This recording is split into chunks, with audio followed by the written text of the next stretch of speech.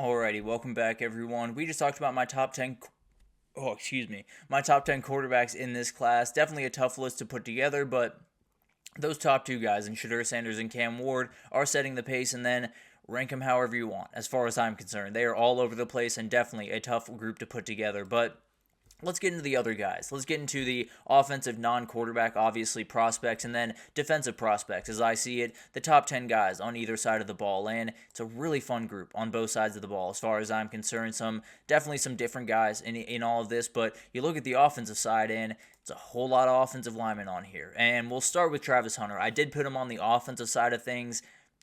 It's a toss-up as far as I'm concerned. The way that I see it right now, I think he could end up being an all-time corner and then play 15 or 20 snaps at wide receiver. I think it could be the other way around depending on the team that he goes to. So it's definitely up in the air. I put him on the offensive side of the ball just because I felt like that was a little bit cleaner, but definitely is someone that would probably be on the defensive side as well, frankly. So definitely a very talented kid, and I think everyone, as we're getting closer to this draft and getting closer to the season, obviously, I think they're going to see that you just can't keep this kid off the field. You can try to make sure that he doesn't, injure himself, doesn't go crazy, but he's playing both ways. You got to make sure that you get him a couple of snaps at wide receiver every single game because he can totally change your offense in an absolute second. So that'll be an interesting thing to watch, how he's utilized and everything, but he is the best prospect. In terms of offense, maybe be the best prospect overall, but that's something we can talk about here in a second.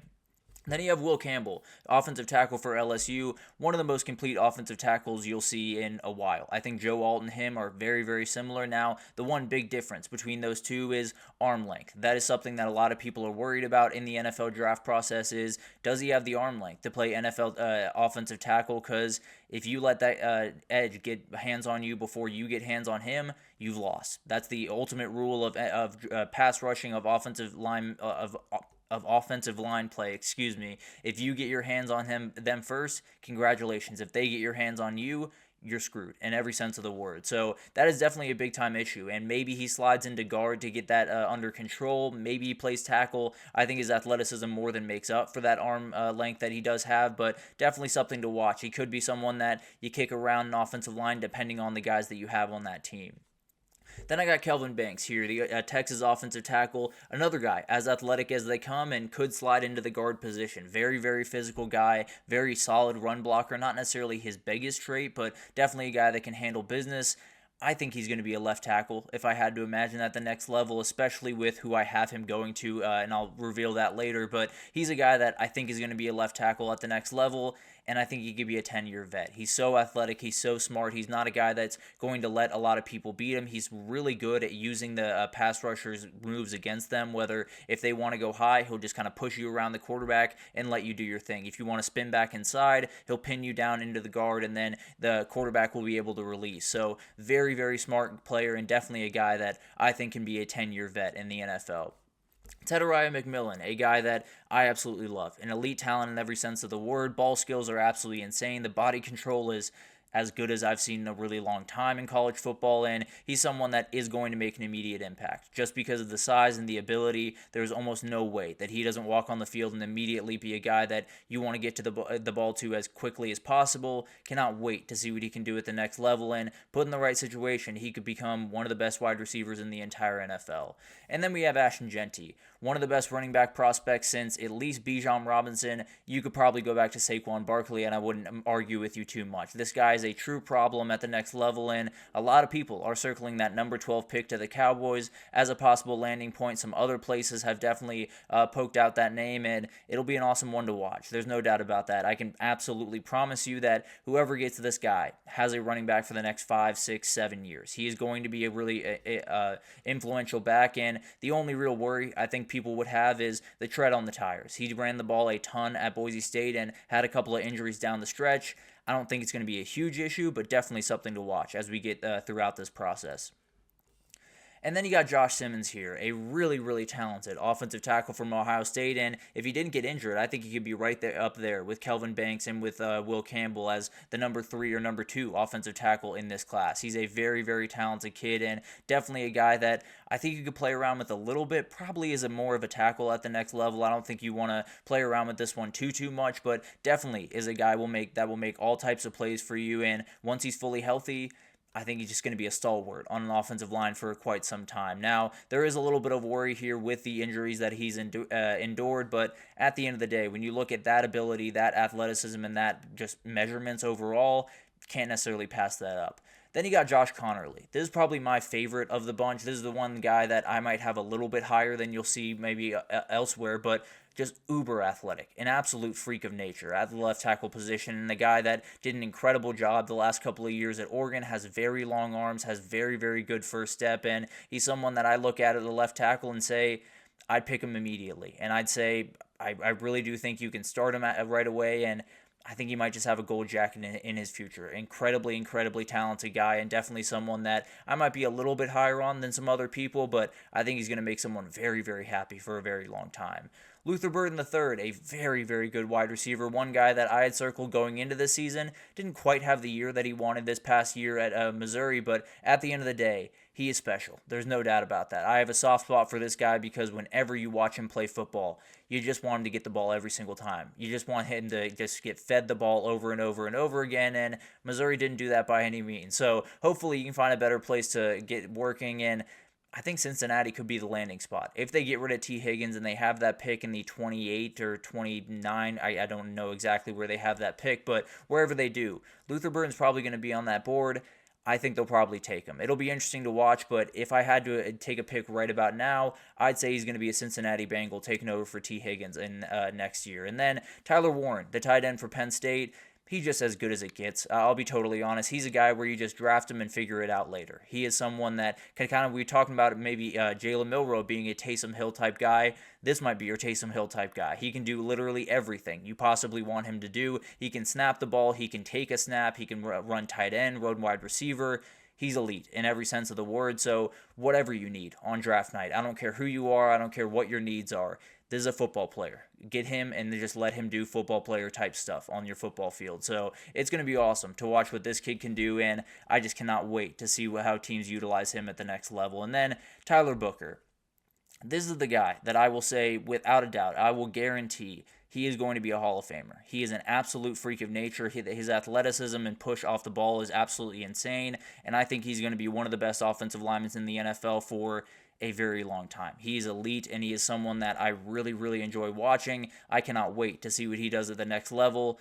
I think it ends in a gold jacket as far as I'm concerned. So those are the offensive guys, a lot of offensive linemen in that group, and it'll be awesome to see how they come off the board. But defensively, it starts with Abdul Carter. The kid's an absolute freak. He, in my opinion, is the single best player in this draft. If I had to draft number one overall and I had absolutely no needs, that's the guy that I would draft. He's an absolute freak of nature, and I think he's going to win multiple Defensive Players of the Year. He could very well win Defensive Rookie of the Year. I think he's going to be a Hall of Famer, to be totally honest. I think he's an absolute freak, and whoever gets him, if it's the Titans, if it's the Patriots, if it's someone else, you're going to have a really fun time with this kid. He's going to be an absolute star and totally tear apart the NFL for a very long time. Then you got Will Johnson. Will Johnson, to me, is the best cornerback prospect we've had since Pat Surtain. And you've known what happens with Pat Surtain. He is the best cornerback in the entire NFL. The guy's 6 foot, 175, 180-ish. The elite speed is something definitely to worry about. Not necessarily that straight line speed that a lot of the other corners will have, but the physicality at the point of attack, the ability to play boundary corner against some bigger, more physical wide receivers. He's downright elite, and he's so good in coverage. He's a guy that you can be a true lockdown player from the jump, and frankly, if he falls anywhere below 13 or 14 or 15, just take him. Just take him, even if you don't need a corner right that second. Just take that kid, and he is going to make big-time plays for you on the defensive side of the ball.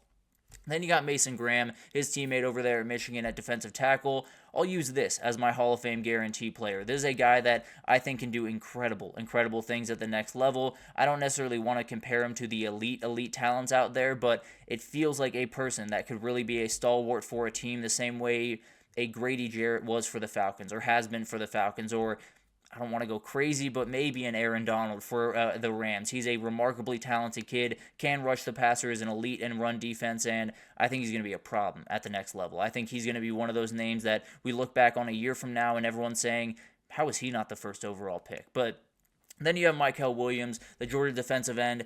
elite in every sense of the word. I think he's someone that you could build your defense around because very strong pass rusher, but the reality is him against the run is special. He has such long arms, he has such an ability to make sure that guys stay inside and get back to the swarm of people trying to tackle him. He is such a smart player, and it's shown throughout his time at Georgia. He could be kind of a Cam Jordan type player for whatever team he gets to at the next level, because he is going to be very, very long, very aggressive, and play everything you possibly want him to play.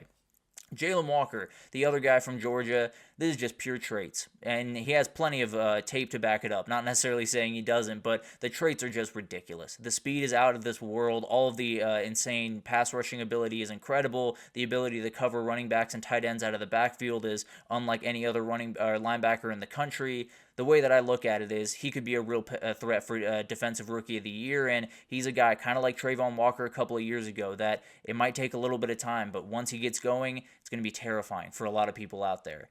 Princely Umanmielen. Let's get to the next one. Princely Umanmielen is the guy that I'm talking about here at number 6. Ole Miss defensive end.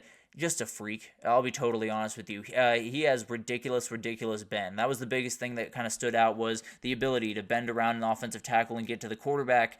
And then he measured out this week at the Senior Bowl, and he's 6'4". I don't know how that's possible, if I'm being totally honest. I don't know how you get that low to the ground at 6'4", but that's exactly what he does. He's a truly terrifying pass rusher and a guy that maybe needs a couple of, polishes around the edges when it comes to pass rushing, but is elite in every sense of the word and will make big plays for you. Malachi Starks, here at number 7, the Georgia safety. Really like what Malachi Starks can be in. I really think he brings a lot of what Kyle Hamilton brought to the table. Very smart, very rangy guy that is really good at the point of attack, but also he's going to make plays. He's going to make very special plays in coverage and make a number of picks for you that might just be highlight reel picks.